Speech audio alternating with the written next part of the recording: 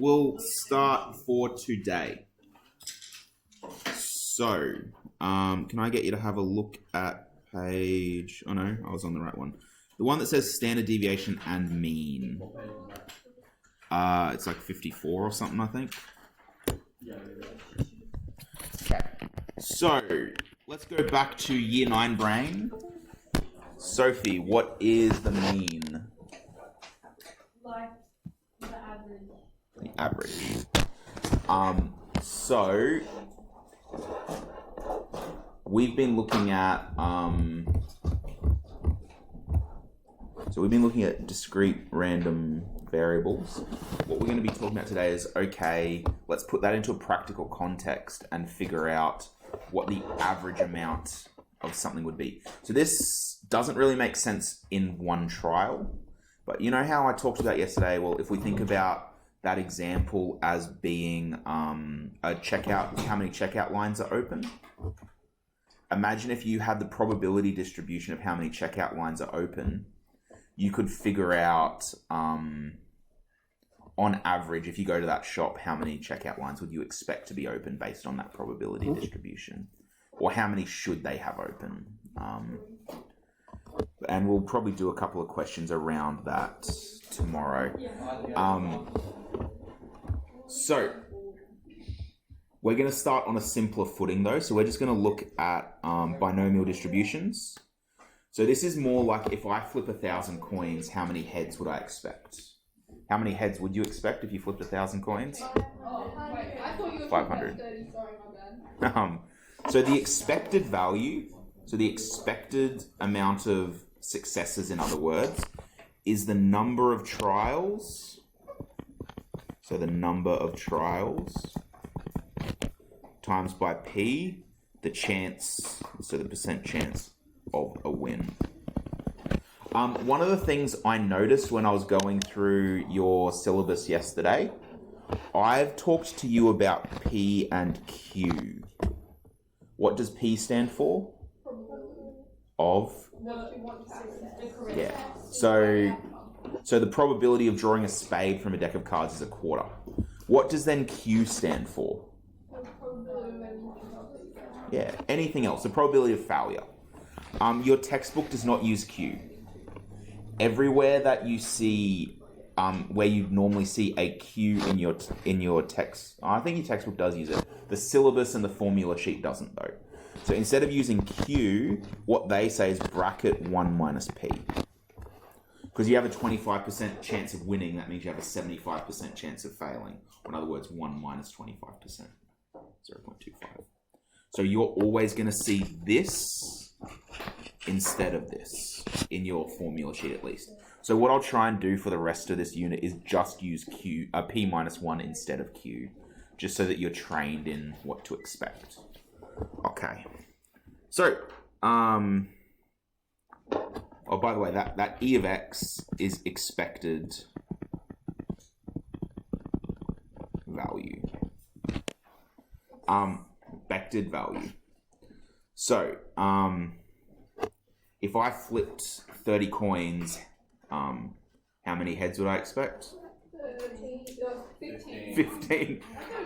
Geez, if you were expecting 30 heads, you'd be... I said 13. Oh, 13.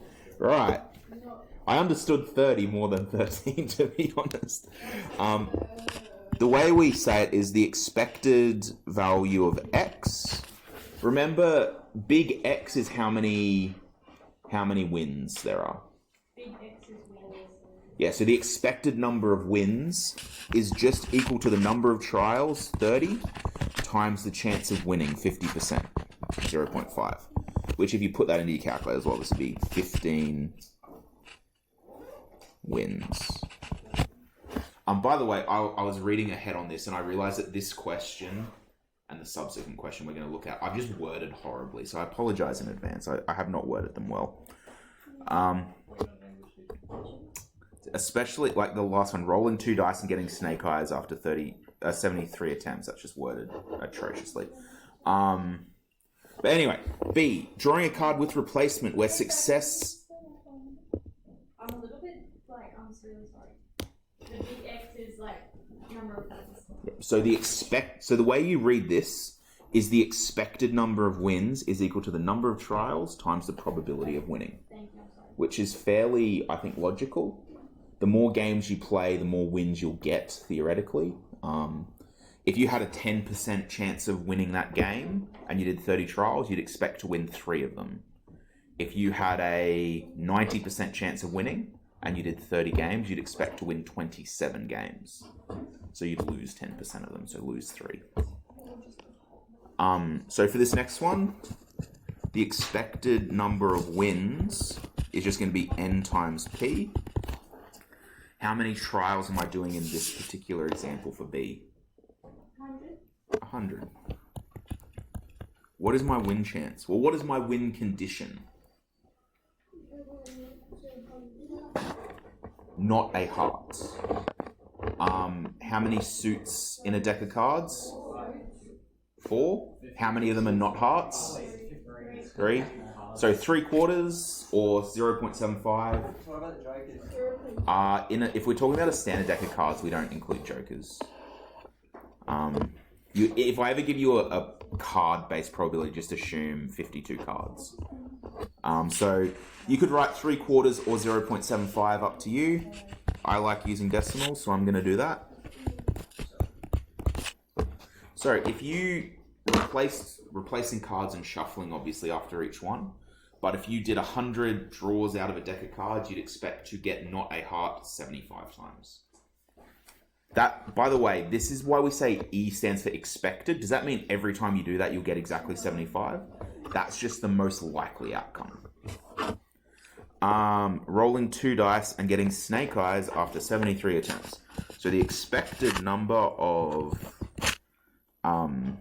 this is what I mean about this being poorly worded, because it's not really saying what you're trying to do. It's saying that a win is rolling double ones. I don't know if you know that terminology. Snake eyes is double ones when you're rolling 2 dice. So the expected amount of double ones you're going to get after 73 rolls of a dice, that's just the number of trials times the win chance. How many trials are we doing? 73. What is the win chance? Not 1/6, no. We haven't really... I won't go into this too much. When you roll 2 dice, how many different outcomes are there? 36. Because you could... Like, I won't do it, but like... I'm not going to do the whole thing, but on the first dice, 1, 2, 3, 4, 5, 6.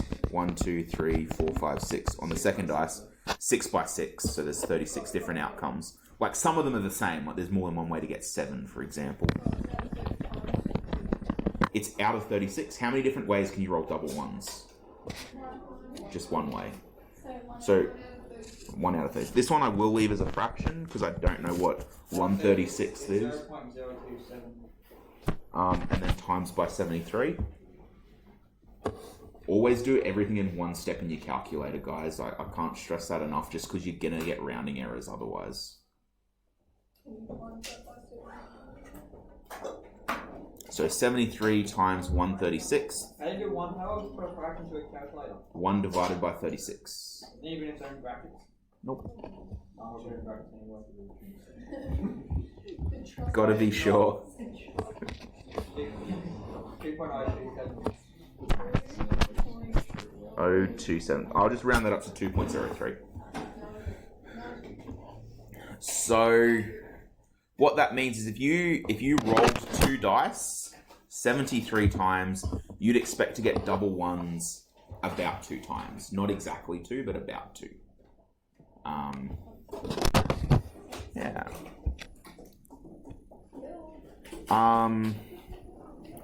Alright, if you have a look down here, I start talking about standard deviation.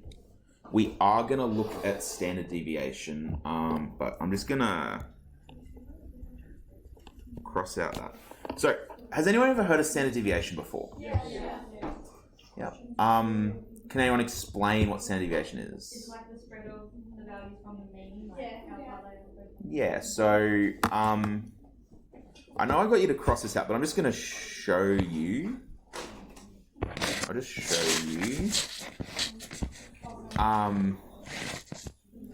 if you have the mean at 0, you have the mean at 0, 34% of data is 1 standard deviation above the mean, 34% of data is 1 standard deviation below the mean. So altogether, you can say that 68% of data is within 1 standard deviation of the mean.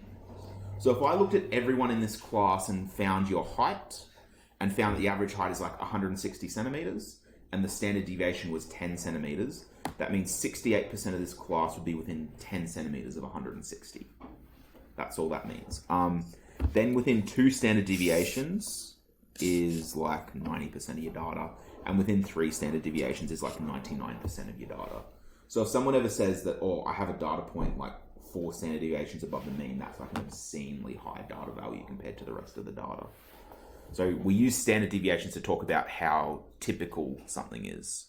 So if I said like, oh, you know, the average score was on an assessment was 72, and Casey got 2 standard deviations above the mean, that means that she is 47.5% above so she's in the top plus 50 would be top 97%. If you're 2 standard deviations above the mean, you're at the top 97% of the class. So there's only like 1 or 2 people above you. Yeah, I'm thinking of it from the bottom up. Yeah, the top 3%-ish of the class. If I said you're like 1 standard deviation below the average mark, that means there's about 85%-ish of the class above you in terms of grades. So that's not so crash hot. We're going to look at calculating standard deviation, but probably not quite yet. I'm gonna get you to go to your just regular books for a moment, because I just want to do another example of the mean. I do apologize. Like I said, I think in my head I've been using sort of the old Maths B syllabus in my head, and they did stuff in a different order, so I've been going like the old way instead of the methods way. But I did catch it in time. I didn't teach you anything that you didn't need to know. What should we title this? Can I get you to title it Mean of Probability Distributions?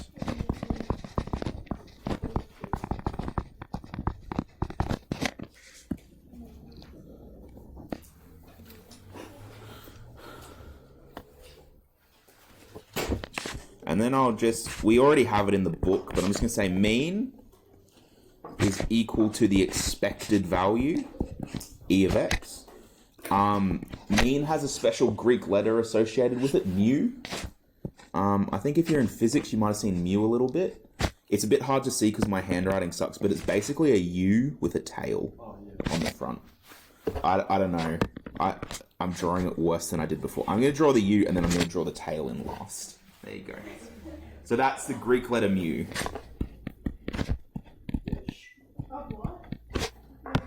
Mu, M-U, mu.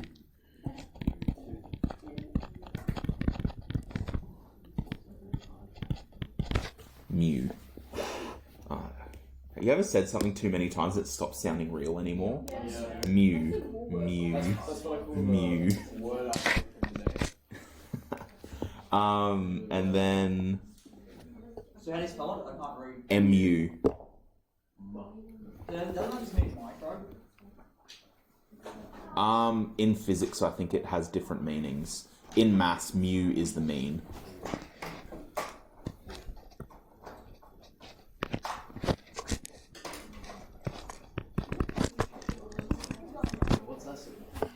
Have you guys seen this symbol before? Yeah, but I forgot what it is. That is the Greek letter sigma. It means sum. Oh. How are you supposed to do it? I do it. It's like a capital E with teeth is the way I think of it. But I draw it like this. I start at the first point, go up, do my E shape, and then come back. It's almost like a sideways M if the M had feet before you turned it sideways. Stick with the E with teeth. So this is sigma. It means the sum of.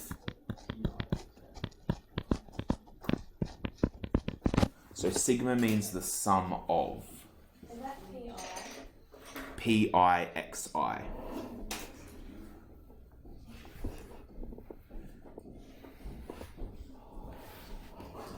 Any language is better than English. Sorry?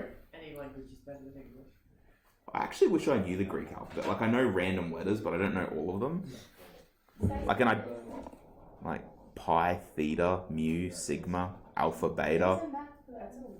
No, but they're Greek letters, is where... So, okay, I'll give you a brief history lesson. Back in the day, if you were British and you were, like, upper class, your education would include Latin and Greek.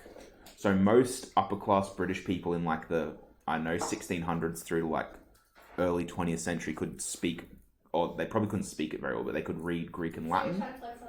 No, I don't know it.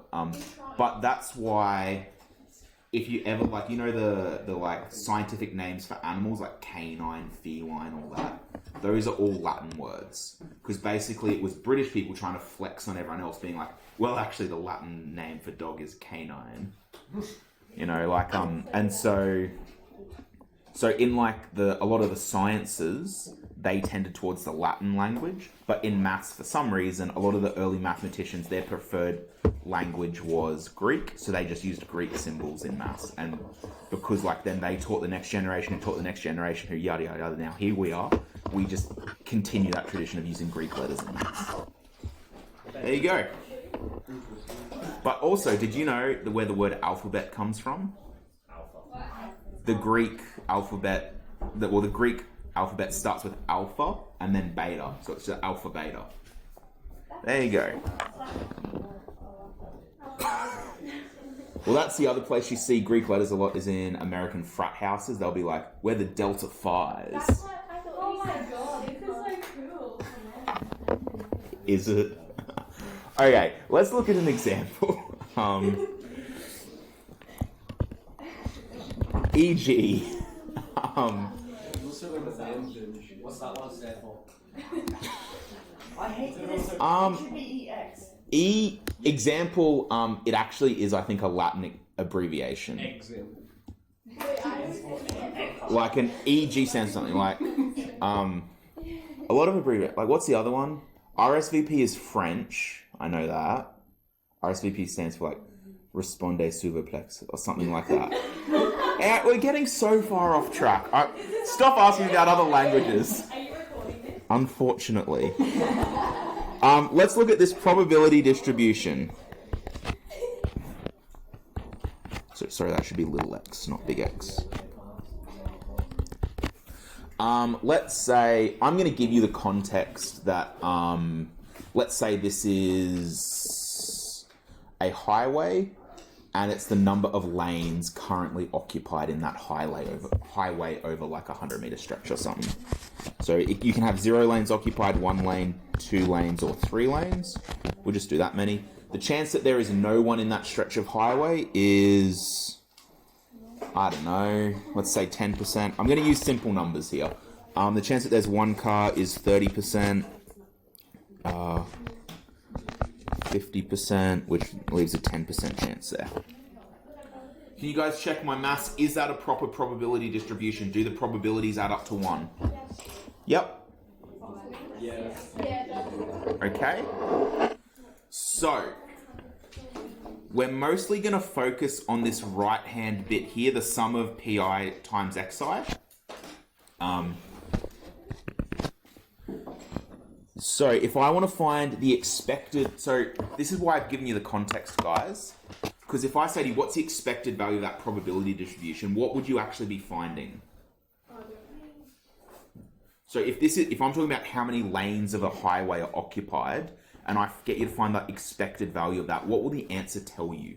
Like the average amount of cars that would be on there at one time or something? Yeah, like how many, would you expect there to be an average 2 lanes in use, or 1 lane in use, or 1.5 lanes in use? It's going to tell you how many lanes would be expected to be in use. We'll do another one with... I just had like a... Every time I start stuttering, my year 12s are really mean to me and they start like beatboxing. Like I'm trying to freestyle rap.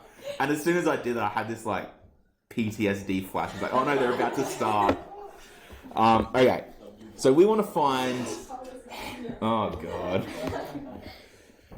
We're gonna find how many lanes we expect to be in use at an average time. So the way we want to do that is we want to find mu. We want to find the average, the expected value. I might write expected value of x equals mu equals. Oh, that was wrong. Sigma PIXI.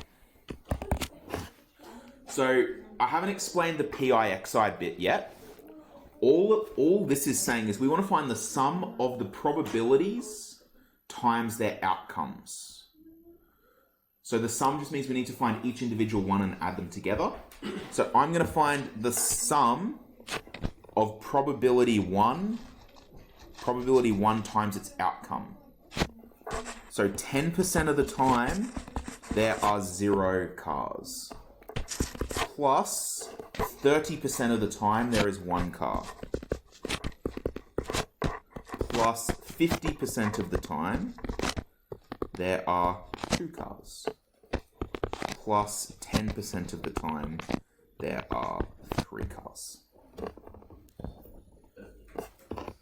I want to take a moment and stop there. Would anyone like me to explain again how I got from sum of PIXI to that? Okay, so sum of like... No, that's going in a more complicated direction. I want to say that. We are saying that the way you find the mean is you sum up PI, so like probability 1, by outcome 1. So you sum up the probability with its matching outcome. So you see that in my columns are basically my probabilities and their matching outcomes. 0.1 matches to 0, 0.3 matches to 1, 0.5 matches to 2, 0.1 matches to 3. Are we alright with that? Yeah. So then sigma tells us that we're just going to multiply each of those, pi times xi. So the probability of no lanes times no lanes. The probability of 1 lane times 1. Probability of 2 lanes times 2. Probability of 3 lanes times 3. And then the sum tells you you've got to add up all of those little calculations you just did. So it becomes those numbers multiplied together, plus those numbers multiplied together, plus those numbers multiplied together, plus those numbers multiplied together. So the sum of every probability times the outcome. 10% chance of no lanes, 30% chance of 1 lane, 50% chance of 2 lanes, 10% chance of 3 lanes. That's how we've come up with that string of numbers. Now, I'm going to treat this as if it was a tech-free problem. So I'm not going to solve it with my calculator because I think I've made this one reasonably easy to do that. The next one will be a little bit harder. So 0.1 times 0 is 0. 0.3 times 1 is 0.3. 0.5 times 2 is 1. 0.1 times 3 is 0.3. 0 plus 0. That's 1.6. Yes? 1.6 lanes. So, the reason this matters, by the way, let's say you were the council and you're deciding, does this road need to be upgraded? It has 3 lanes. On average, 1.5-ish lanes are being used. Do you think that road needs an imminent upgrade? No. All right. If we found the expected value was like 2.8, would you think that needs an upgrade? Yeah. Because you can't possibly have more than 3. And then on the other hand, if that road was like, if your expected value for that was like 0.2, so it's almost never in use, would you expect that road to need an upgrade? Nope. Geez, you might almost tear it up at that stage. Like you might look like that road's obviously not being used. If we need to like sell that land off, we probably can. So, if you want to write that, you just say on average 1.6 lanes are being... And we will write that down. So I didn't write the context up above, but you may. So on average, 1.6 lanes are in use.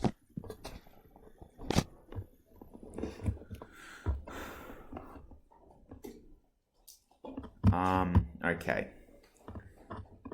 Sometimes it gets really hard to come up with like unique context for these, so you're gonna have to struggle through with me. Let's look at another example. Example 2. We have our outcomes. This one's going to be a vending machine. Has anyone ever seen the coin sorter in a vending machine? No. It's really cool. Like, it's a mechanical way of like, you know, if you put a certain sized coin in, it gets diverted into a different slot than the other coins. So that's how they know if you've paid the right amount in a vending machine. So this one will be a vending machine. So my outcomes are going to be 10 cents, so $0.1, 20 cents, 0.2, 50 cents, 0.5, $1, or $2. So my outcomes this time represent money. And what we're going to do is we're going to pretend some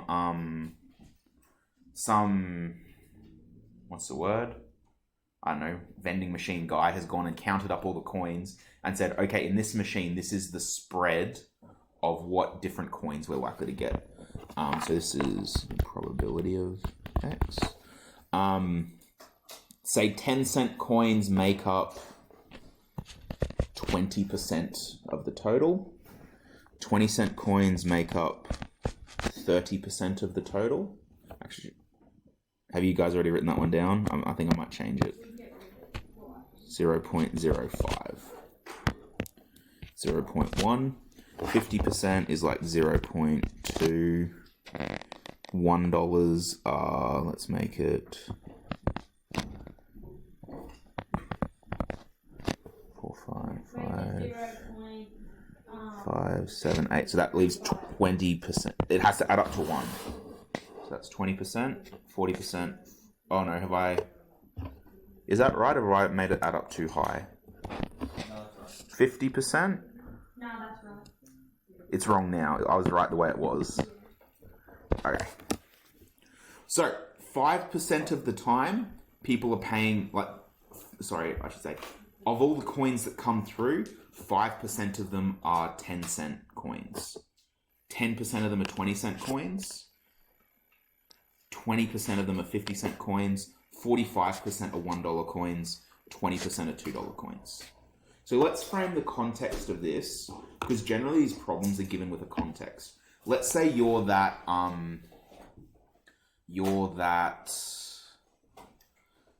maker of vending machines, and you're deciding, do I want to, like, because you know how most of them don't take like 5 cents anymore? Yeah. They're going to say, okay, should I start phasing out the 10-cent slots as well? So they're going to look at how much on average they get per like coin coming through. Is it worth them to still have that 10-cent slot or not? I don't know. Maybe. Like, this is like, if you get like really high up in the business world, they do hire mathematical analysts, that's the word, to go and see if they can streamline their business. So one of my friends that I went through university with, she works for a company that's like mathematical consultants.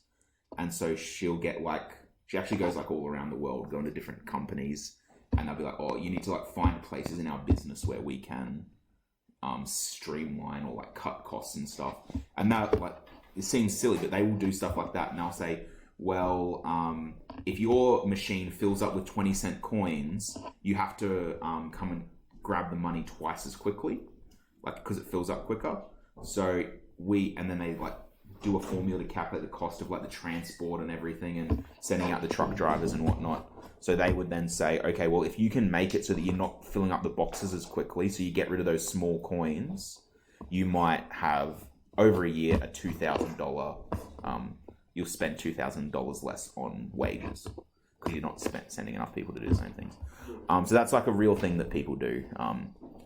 I think the people that do it are very, very clever because they look at problems and, you know, see solutions. But there we go. So let's find the expected value of each coin passing through this machine. So what this is going to tell us is, of an average coin going through, how much money do you expect it to be worth? It's not actually going to be worth that much, but on average, how much does each coin going through that machine deposit into it? So let's have a look. We want to find the expected value of big X. I should probably use the full thing. The expected value of no, we'll just leave it at that. So once again, that is mu, and the formula is the sum of, oh, I did pi first before, didn't I? Pi xi. So what is the first pair of things we're going to multiply together? Yep, so 0.05 times 0.1. The next thing? 0.1. Yep, and then 0.2 times 0.5 plus 0.45 times 1 plus 0.2 times 2. This one I wouldn't get you to do tech-free. I'd expect you to be doing that in your calculator. So can we have a crack at finding out that answer, please, guys? What is our expected value of each coin going through that machine? And I don't know. Is there vending machines anywhere in town? I don't think I've ever seen one. There used to be a couple of Okay. Because I know when I went through uni, a lot of the machines there, like, literally did this. Because there's a million vending machines around university campuses because there's lots of hungry teenagers all over the place. So you'll walk out of a lecture and be like, yeah, I'll have a packet of chips on my way to my next thing or whatever. And yeah. And what they did over the time was that, like, it used to be a lot of things that cost like $2.30 or $2.40, but they phased out the smaller change and made everything like either $2 or $2.50. So they might actually find that if they make their product, instead of being $2.10, okay, if you drop all your products back to $2, you'll actually be replacing you won't have to send someone around as often to the machine. So even though you're selling stuff for less, you might actually make more money. They do an expected value sort of problem for that. Has anyone come up with an answer for this one? too much breakout. 0.975. So remember, that is approx 97.5 cents per coin going through that machine. If you looked at that, would you make any recommendations as if they should stay the same or abolish the smaller change? I don't really get what that 97.5 means. So that 97.5 means every time a coin goes through that machine, its average value. So looking at the average, so you've looked at every single coin that goes through it, on average, their value is 97.5 cents. So It's kind of like saying, if I roll a dice, do you know what the average roll of a dice is? I think it's 3.5. You just did 1 plus 2 plus 3 plus 4 plus 5 plus 6 divided by 6. That'll tell you what the average roll is. Each time you roll that dice, the average is like whatever number it is, 3.5 or 3. I think it's 3.5. Because that just tells you what you expect to get. So there's a version of this. We might do that next. Actually, we'll do a version of this that involves money and winning or losing a game. So let's do that. EG3.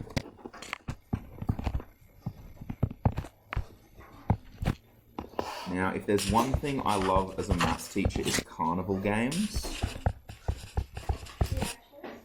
Oh yeah, I love them. I love them to death. Well, there's not going to be a show this year. It sucks. Every year I've gone to the Charters Towers show, I like randomly would buy $10. You know how there's that one like Sideshow Alley thing where it's just like you get the things that you like open up, and if you have the lucky number, you get the big prize. Yeah. So every year I go, I win the big prize. So like, I had at my old house, I think I ended up throwing them out. I didn't bother moving with them, but I had like 6 giant like stuffed animals just sitting at my house. Okay. So let's talk about a game, Chantal. You may. Let's talk about a game. Let's say the game costs $5 to play. Costs $5 to play. So I'll just write this over here. $5 to play. Let's say it's one of those ones where you like knock down the milk bottles and they have like money taped to them. Yeah, they're really. Oh yeah, they're rigged AF. Do you play them? No, I refuse to because they're so rigged. I spent But- like an hour at one of those because I kept making my money back, but I wanted to. Yeah, well that's...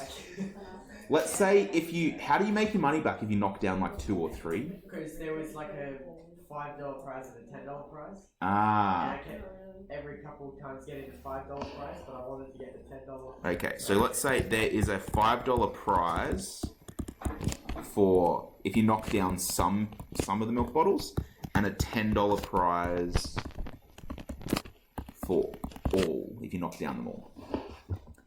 So if I play the game and lose, what has been my net profit or loss? -5. So my first outcome is I lose $5. If I play the game and like Oscar had, he kept on getting his money back, what's your outcome? 0. Nothing's changed. The carny's not any richer and you're not any richer. And then if you then win the big prize, what's your outcome? You've won 5. Now, let's say I did a substantive analysis of that carnival game and I watched it for like the whole night, and I found that, let's say, I don't know, I'm going to say at least 60% of people would lose straight up. And let's say there was 30% of the time you got your money back, and just 10% of the time you actually won. Let's find what your expected amount to win per game is. So our expected value, which is equal to mu. Actually, you know what? We've done enough expected values. We know what it means. I'm just going to go straight to mu. Mu meaning the mean. The mean, the average value. The average value is just the sum of x, pi first, isn't it? Pixi. So the sum of all probabilities multiplied by their outcome. The probability that I lose $5 is 60. Sorry, why am I doing another sigma? So I have a 60% chance of losing $5. I have a 30% chance of maintaining no change at all. I've paid $5, but then I get it back. And then I have a 10% chance of winning $5.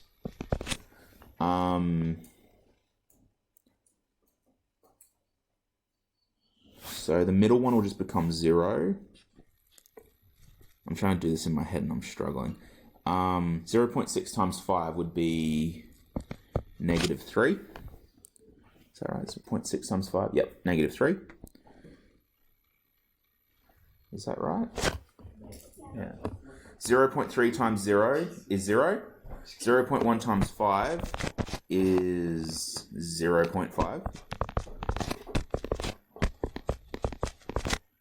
So I'm hoping this makes a little bit more sense as to what it actually means. So if I've said your expected value is -2.5, what does that mean in a real life context?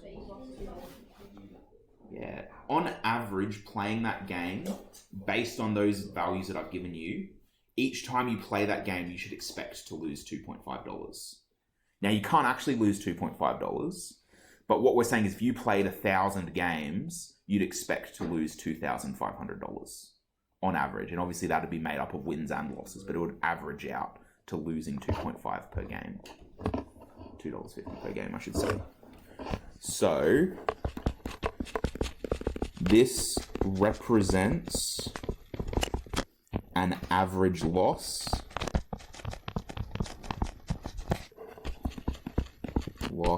of $2.50 per game. And that's really important that you remember your negatives in questions like this, guys, because it will pop up. And you need to remember that a negative value does represent a loss. So So how do you always win the major prize at? Oh, just dumb luck. Dumb luck. They would literally. I don't know, like, because they're printed and they know what the numbers are. Yeah. So they would be able to say, okay, it costs us $10 to make a giant stuffed animal. Yeah. We charge $2 for a strip of numbers. So they would need to say, well, if it costs $10 to make, that means you have to sell 5 tickets to make neutral. On top of that, they've got to pay their rent and their, other stuff. So they might make it 1 strip in 20 wins. And they've calculated it. Don't make the mistake that carnies can't count, because they can. It's a lifestyle that accommodates to people with checkered pasts, put it that way. Like, I don't think there's a lot of reference checking when you say, I want to work at the carnival. They're too friendly. But yeah, they would have a number. So they'd know that every time I sell a ticket, I expect to make like $1. They would have it figured out somehow so that they do that. Like, do you know claw machines? Yeah. Do you know they're governed by a formula?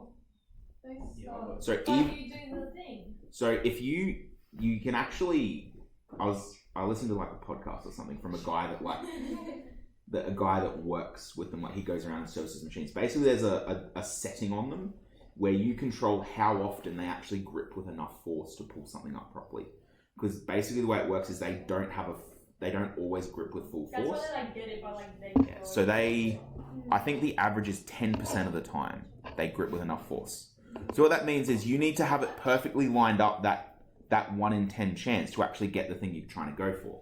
Because if you think about it, if you pay $2 and the average toy in there is worth like $5 maybe, it takes 10 goes to get it, so that's $20 at minimum per toy. $20 minimum, and if they charge $5, you just made $15 profit. So, there's been one machine that wasn't able to go to and get a toy every single time they play. Maybe you're just super skilled. No, I'm not. These toys I know. are so little that like the claw will close. Like, that's what you need. This is so off topic, but I've seen someone, if you get a rare earth magnet, like a really strong one, and just like move the claw over to the side, you can like literally use the magnet to pull it to where you want it to go and just put it directly over the thing, pull the magnet off, and then it just closes around it and drops it. But yeah, like I said, you can, from the thing I heard, you can like, they might decide, oh, I want to bump up the win chance to 20%, and what that might mean is they pay out more toys, but they also get more people playing, because like, oh, I win all the time on this. Oh, the toys are always crap. Yeah, that might be it. They might double the win chance and make the average toy cost half as much, and then they just kept the money the same. Anyway, that's way off topic. I'm going to give you guys one to have a go at now. So I'm going to go back to my old favourite supermarket example. Let's look at a supermarket. How many lanes have people in them at any one time? So let's say this is Woolworths in town. They've had someone sitting at the front counter and they're saying how many people are in lanes at any one time. So let's say the chance of there being no people trying to get checked out of Woolies, no people, let's say that's like a 2% chance. Almost never happens. Let's say there's only one person getting checked out at one time. Let's say that's still pretty low. Let's say maybe that's a 7% chance. Whoops. Let's say the chance that there's 2 people getting checked out at one time. Let's say that's a 12% chance. We'll go up to 5 for this one, I reckon. So I should put in my variables x and the probability of x. Chance of getting 3 people. I've lost my place. I'll make this 19%. And then this one, make it 45%. Oh, what have I got left over? Let me just figure that out. 20%, 30%, 45%. So that leaves 15%, I think. Someone just check those numbers, make sure they add up to 1. I think they do. Remember, if they don't add up to 1, this won't work. So it is very important. And they do. Okay. I want you to have a go at it without me. Find the average number of lanes in use at Woolies at one time, based on that data.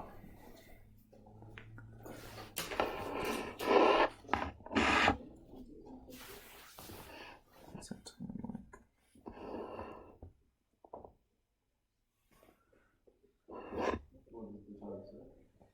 It's about 10. We've got 15 minutes, roughly. Okay.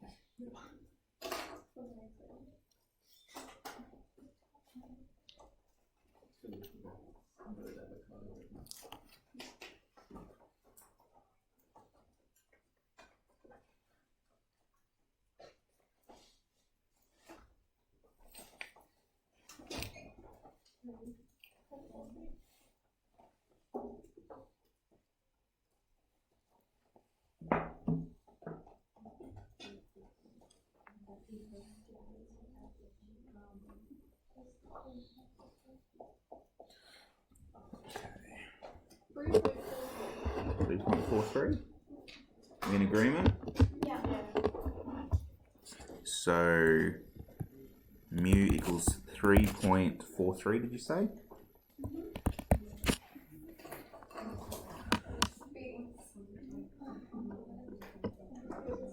So, can someone explain to me what does that 3.43 represent in real life? Yeah. So, realistically, what is the most common number of lanes used? 3, 4. 4. 3? Based on this, Based on that, like you'd say 3-ish. Based on that, you would say 4. It's pretty close. Looking at that, it looks like it's normally 3 or 4 lanes. If you were the boss at Woolies and someone said to you, "Oh, should we look at opening up another lane?"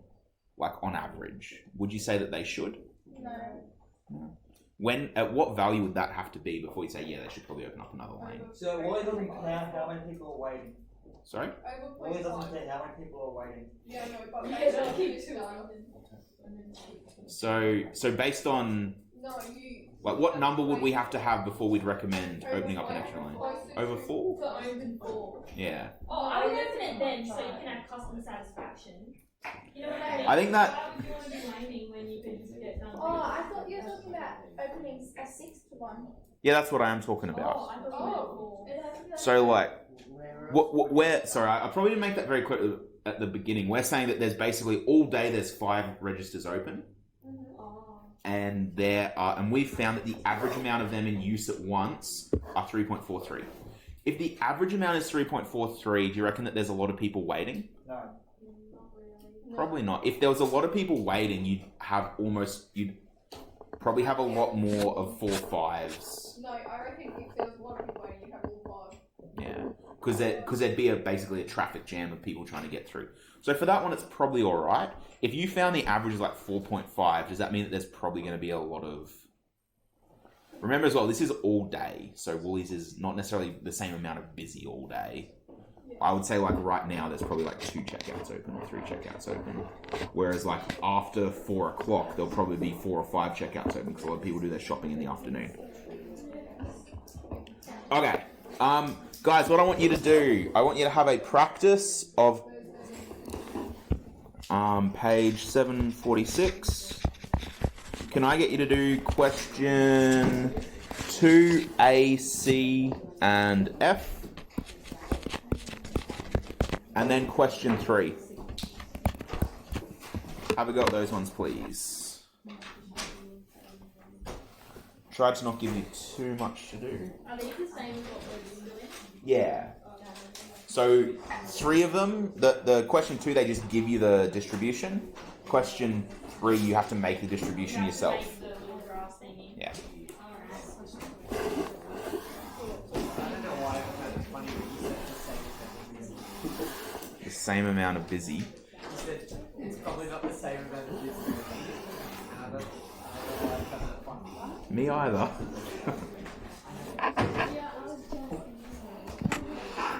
Okay, does anyone need to borrow a textbook? Doesn't look like it.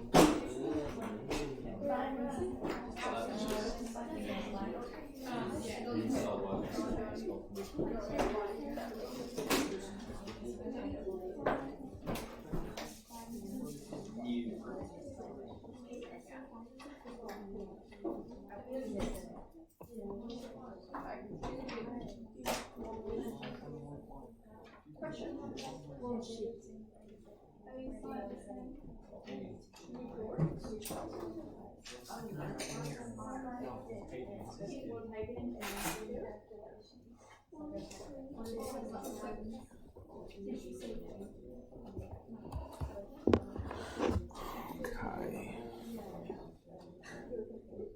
Just in the interest of time, guys, I don't mind if you don't write down the distribution in the books.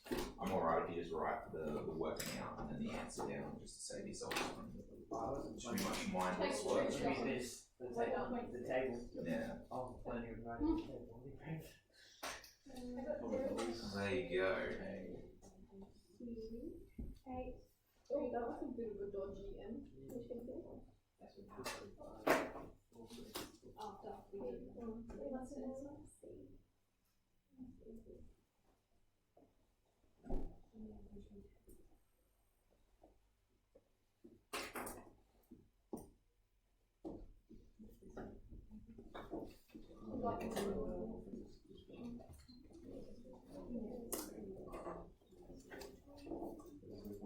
I just want to point out, guys, what we were doing on Monday, we were looking at binomial probability. We're not looking at binomial probability anymore. I mean, we're not, because it's not either pass fail. So should we check these that they add up to 1 or they shouldn't? Just assume they do. I mean, you can check, but they won't.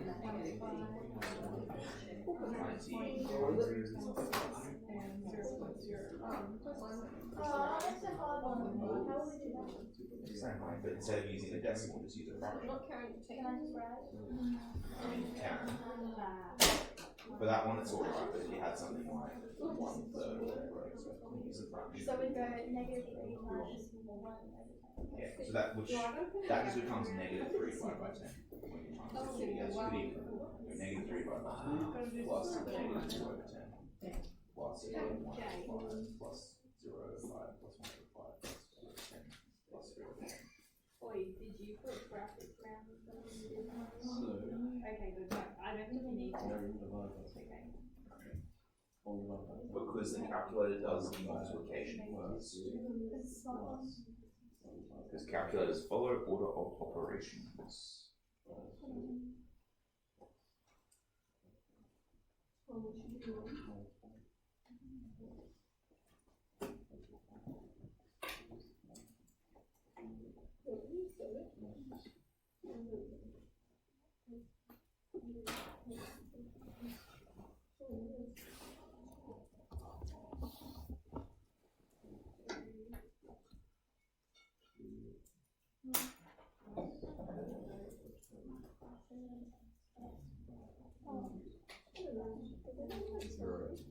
Are you serious?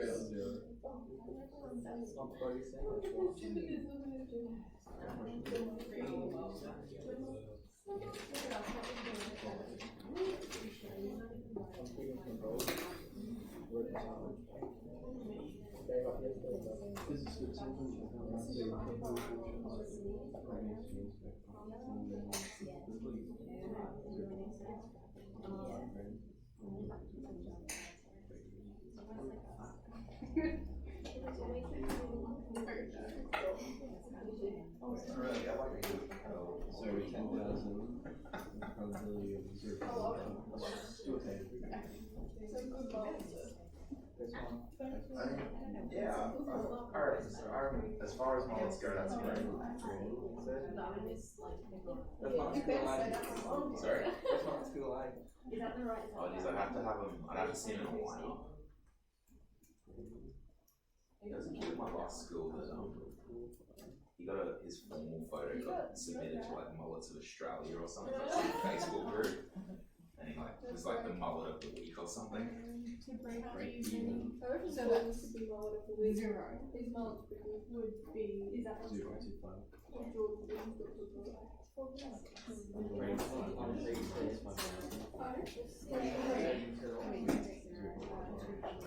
When I went to university, there was a kid there that had a red mullet that was like halfway down his back. And like people used to call him the Crimson Tide.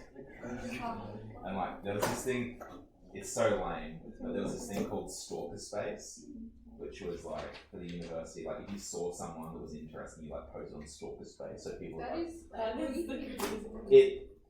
it's I don't know. That was the original purpose of it. It was mostly just like a share memes thing by the end.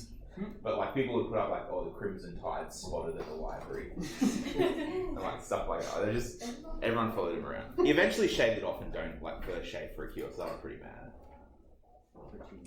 Good on him. Oh, this fraction's me out. Which one?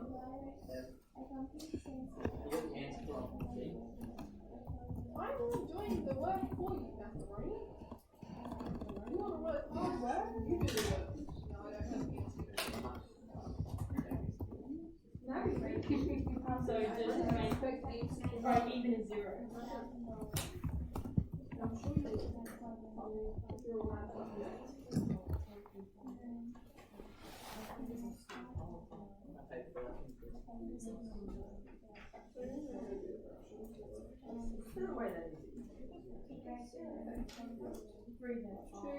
So F is point.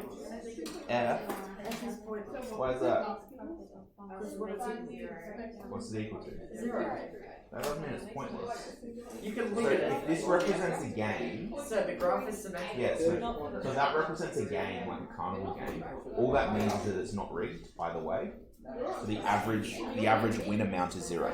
So if we were playing this game, you and me, it means neither of us would expect to win overall after a certain amount of time.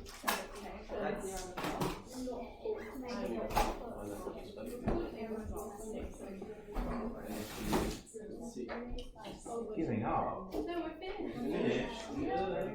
One was down the back, we coming forward, and you can I thought it would take longer than that to do it, that's all.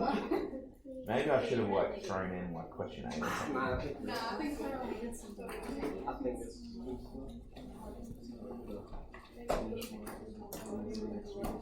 Oh, sorry for that. But you want to go early because oh, that wasn't send you out. Just throw away.